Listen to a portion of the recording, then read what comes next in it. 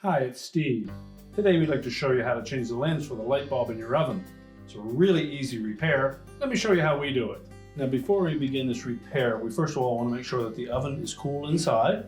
Then we'll open up the door and remove any racks that may be in your way.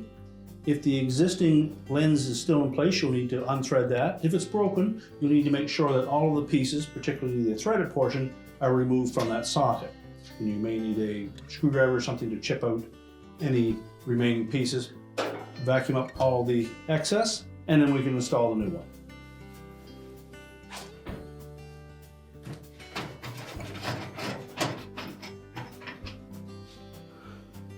Now with the old lens removed,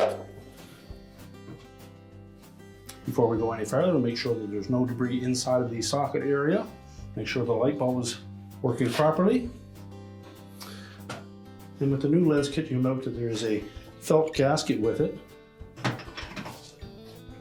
And that will help with removing that lens cap to change the bulb in the future, as it prevents the lens from being tightened too tight. So just thread it in until it's snug.